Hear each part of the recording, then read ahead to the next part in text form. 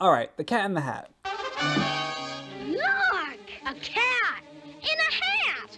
You will note, I am neat. No, not that one. This one. A monster? Where? That could have gone better. We all know the story. Two kids stuck in their house on a rainy day with nothing to do. A giant cat appears, brightening up their day with some mischief and fun, while at the same time implying the importance of balancing fun with rule and order. Okay, but what if I told you the cat is actually just a metaphor for Satan, and throughout the film he mocks each of the 10 commandments, and by doing this, he's able to slowly push the two main characters, Sally and Conrad, towards a life engulfed in sin, eventually suggesting that they resort to cannibalism in the last act of the film in order to cover up their misbehavior, thus solidifying that they are doomed to rot in hell for all eternity. You're not just wrong, you're stupid. Now wait just a minute! Okay, let me explain in a little more detail. First by pointing out the religious undertones, then going through each of the 10 commandments and how the cat mocks them, and finally how Sally and Conrad eventually murder and then eat their next door neighbor, Larry. So without further ado, let's analyze the terrifying religious themes hidden in 2003's The Cat in the Hat. Maestro! So right away we're told the story takes place in a valley between two hills in a city called Anvil. The mentioning of the valley could be a subtle nod to Psalm 23:4 from the Bible, stating, "Even though I walk through the valley of the shadow of death, I will fear no evil, for you are with me." Blah, blah, blah, blah. So right away we can assume that this movie is taking place in the Valley of the Shadow of Death. Next, we meet the mother of the two main characters. She's nameless in the original 1957 book, but in the film her name is Joan.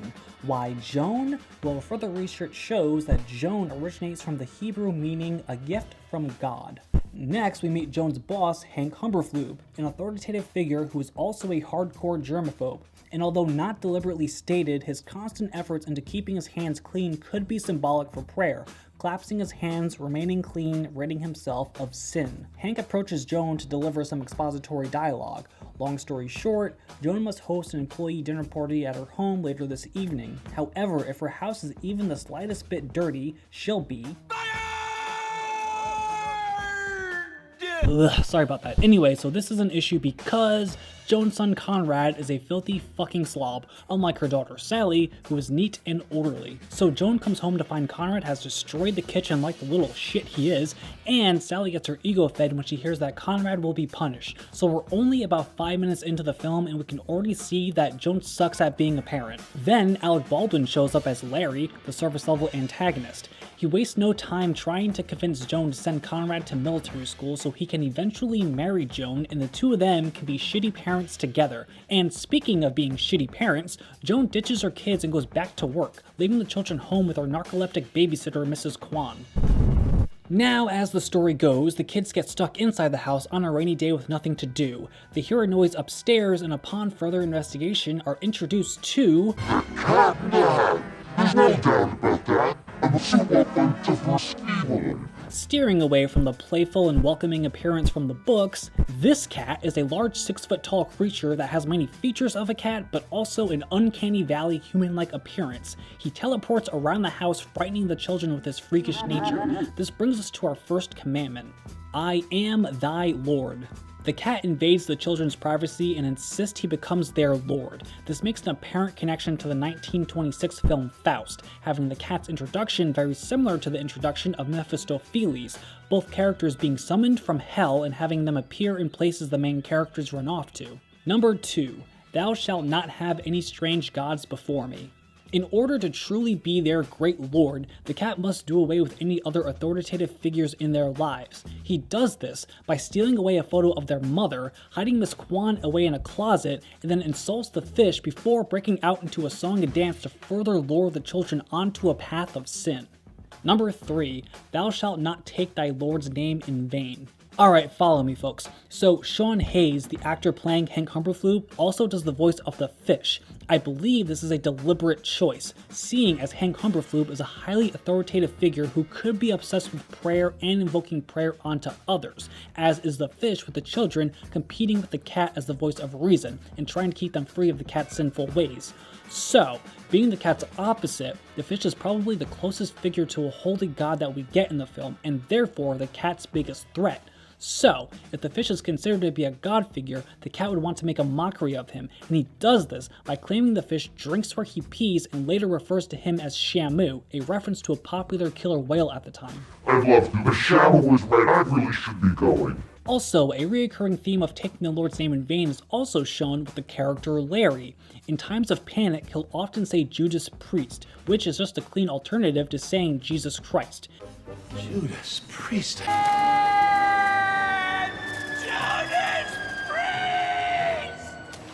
It's possible they filmed Alec Baldwin's scenes with him actually saying Jesus Christ, but had ADR him saying something cleaner. Academy is a... Sorry. Sorry. Is sorry. Hi-ya! You hear me, you fucking faggots? It's also important to note that after this mockery of the third commandment, the cat has the children sign a contract. This is an obvious metaphor for the children signing a deal with the devil. And here, and here. That's it! It's also important to point out that there are 3 lawyers that suddenly appear behind the cat. This could be a reference to Dante's Inferno, where in the 9th circle of hell where Satan resides, he has 3 mouths that are chewing on 3 souls. Number 4, remember to keep holy thy Sabbath day. In the film, if there was any holy Sabbath, it would be the eventual party Joan must throw for Hank Humberflube, and Joan explicitly states that the children are not to enter the living room for any reason, keeping it holy. However, the cat tries luring the children into the living room to jump on the couch. Conrad immediately rushes over like the little shit he is and disrespects the eventual Sabbath by jumping on the couch with with Satan. Sally is resistant, hearing the fish tell her that fun is beneath her, assuming she has already ascended to a higher archetype than Conrad as a more mature person. But upon the cat throwing the fish away, leaving nothing between her and Satan, Sally can't resist giving into sin and disrespecting the holy day. It's at this point where the cat is now successfully turning the children evil. And just to throw in a little Catholic reference, after Larry barges into the house unexpectedly, he grabs a loaf of bread and some beer, a possible modern day reference to the Last Supper, with the bread being the body of Christ and the beer substituted for wine, resembling the blood of Christ. And since Larry's motives conflict with the cat's, it could be suggested that Larry is the saint that could free the children of the cat's sinful ways. If you're gonna lean on your left leg, or I'm gonna smack you. Cross to that mark, or I'll smack you. Number 5, honor thy father and mother.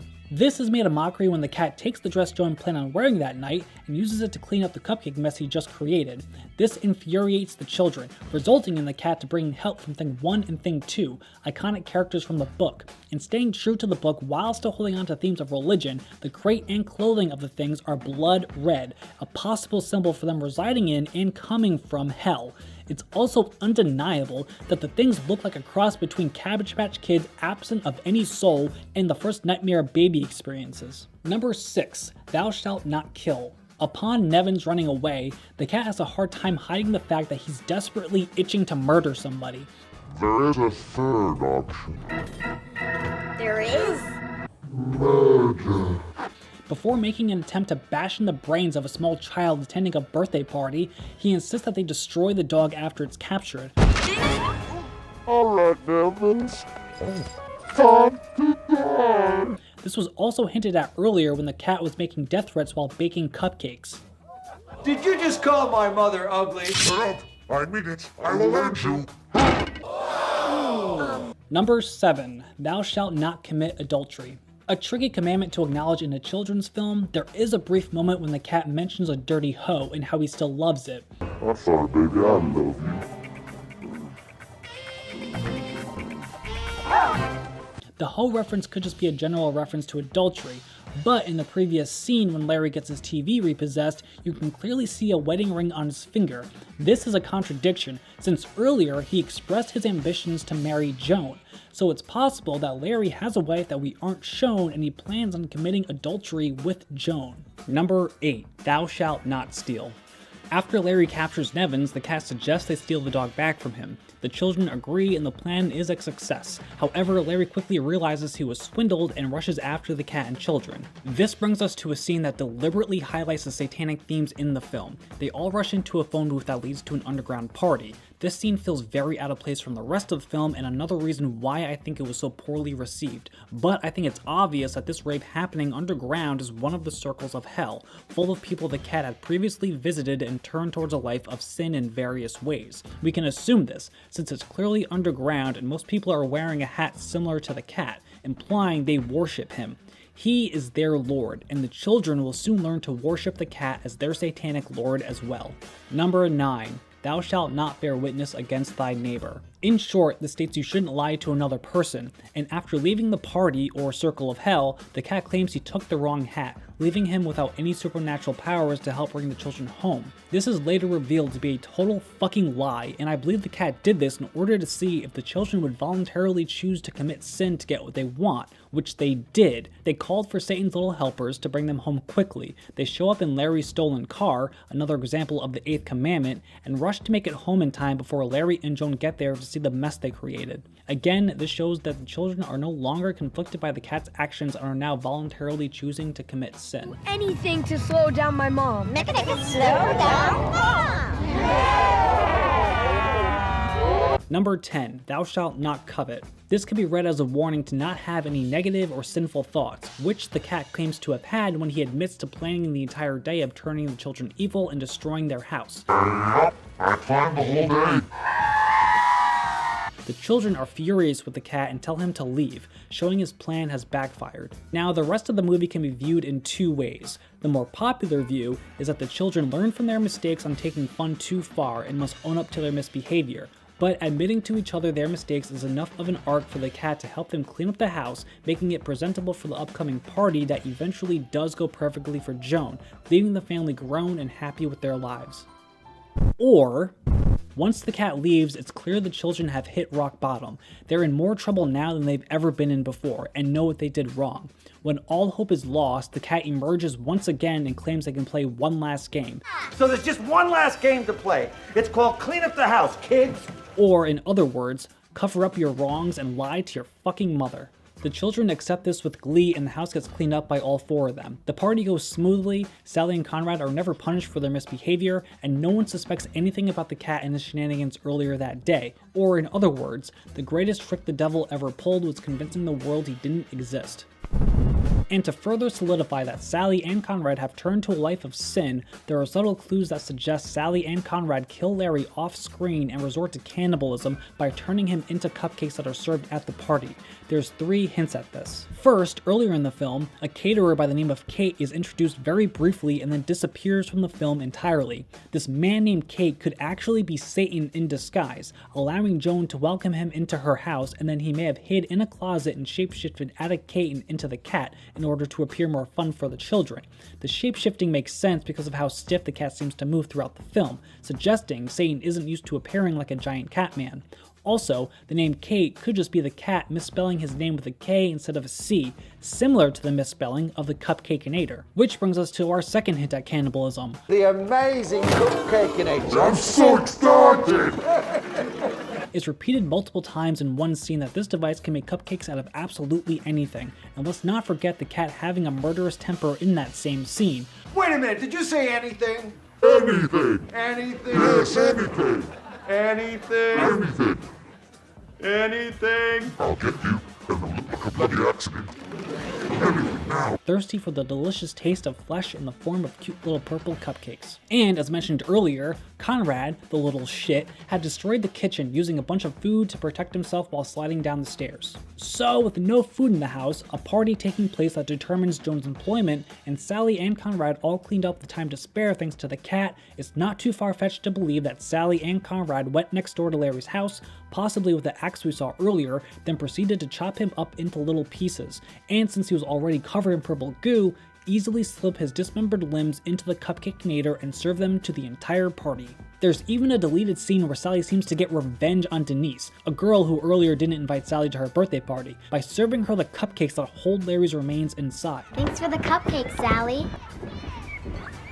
I made them just for you guys. But back to the theatrical cut of the film, in the last few moments we're shown Joan, Sally, and Conrad jumping on the couch together. This can be viewed as a callback to the fourth commandment, now showing the whole family disrespecting the Sabbath day. They have all turned towards a life of sin, covering up their misbehaviors and literally eating anyone who gets in their way. They also appear very gleeful about this, celebrating their sins, and it could easily be assumed that they will move on from partying in the living room to partying at the underground rave where the rest of the unfortunate souls who have turned to a life of sin reside, doomed to be prisoners of the Cat in the Hat for all eternity. Maybe, or maybe it's really just the story of a giant cat and two kids, who knows? Real talk though, I'm surprised this movie is on IMDb's 100 worst movies list. Is it great? Ugh, no! But is it really that terrible? I mean, if you grew up really attached to the Cat in the Hat when you were younger, I could see how this is kind of a bastardization of the character. I mean, there's something really just dirty about him. And Dr. Seuss's widow was so mortified with this film that she rejected a sequel and decided to never allow any more live adaptations of her late husband's work, which is why all the preceding films based on Dr. Seuss's books have been digitally animated. Which, honestly, I get, but it's kind of a bummer. Maybe these stories do work better as CGI. However, can you imagine seeing Danny DeVito in a Lorax costume? Oh, baby, so hot. But what I'm trying to say is the production design of this movie isn't that bad. Compared to almost all kids movies that come out today, it's rare that we get something that isn't mostly shot in front of a green screen. This movie builds some pretty large sets as well as having a lot of attention to detail for things that are barely in the movie, and for that, I can appreciate it. Sure, some of the CGI doesn't hold up and not all the jokes land, and the things truly do look like they came out of a baby's fucking nightmare, but as a semi-contained, colorful, humorous kids movie to maybe pop on a rainy day, not terrible. Personally, I was close to the target demographic when the movie came out, and I remember kind of enjoying it through my non-analytical, stupid, dumb child eyes. Do I enjoy it now as an adult? Ugh, no! But it is vaguely nostalgic, and although I can acknowledge that it's probably the worst Dr. Seuss adaptations, I can't say it's a bad movie. It's not that bad. It's okay. It's alright. It could be worse.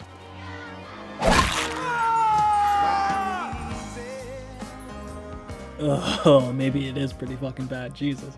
Alright, that's it. Okay, love you, bye.